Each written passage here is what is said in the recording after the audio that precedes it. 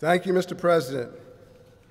Yesterday, I participated in a Senate Finance Committee meeting in which Senate Bill 1 on pension reform was passed.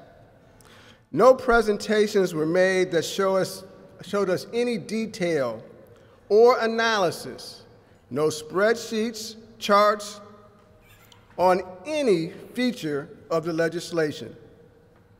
There was no information about dollars that would be available to new employees upon retirement. No information in detail about the savings that were purported for the Commonwealth. No legal analysis that showed how we could take benefits away from current employees. No clear analysis of how a $58 billion pension deficit would be addressed. And no detailed analysis, charts, or otherwise on the impact of the changes on the Commonwealth. What we heard instead were superficial statements like, "These concepts have been discussed before." And most private sector companies have defined contribution plans. However, yesterday we did not vote on these generalities or on the previous conversations over the last 2 years that were mentioned. Instead, we voted on a very, very detailed plan with specific implications for our Commonwealth that the public and the Senate had not discussed. I cannot imagine any enterprise, nonprofit corporation, or other operation that would have such a decision-making process that would impact several hundred thousands of employees and the communities in which they live, based upon these generalities and allusions to past discussions. This decision-making process is not just appalling, it's a breach of the public trust. The Senate Finance Committee yesterday makes a sham of our legislative process. Now, today I learned that thousands of new employees who have worked 25 years or more as teachers or state workers would have pension benefits after 25 years of working less than $16,000 a year.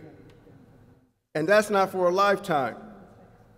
The Finance Committee yesterday approved this immoral plan. The pension policy that the Finance Committee adopted will only exacerbate the impending crisis in the Commonwealth. And that's the crisis that comes from the increasing number of aging individuals who will retire. Most American workers nearing retirement have saved less than $25,000. That's the private sector. Nearly a third have less than $1,000 saved for retirement. That's the private sector. We cannot afford to allow aging Pennsylvanians to end up on public assistance because of myopic, short-sighted legislation that leaves them in poverty that we may adopt in the next day. A thorough discussion of Senate Bill 1 is needed to ensure that we do not pass a law now that asks future taxpayers to pay more to make up for this generation's mistakes. We must also answer the moral question of what kind of retirement do we want to provide for our citizens? Mr. President, do we want to provide retirement with dignity or retirement in poverty? To the citizens of the Commonwealth, I have to apologize for my participation in this breach of public trust. I'm new to the Senate and will not accept this kind of conduct. I'm truly ashamed of being part of that legislative sham of the Senate Finance Committee yesterday. I encourage all citizens of the Commonwealth to contact their state senator in the hours ahead to inform them to vote no on Senate Bill 1. Thank you, Mr. President.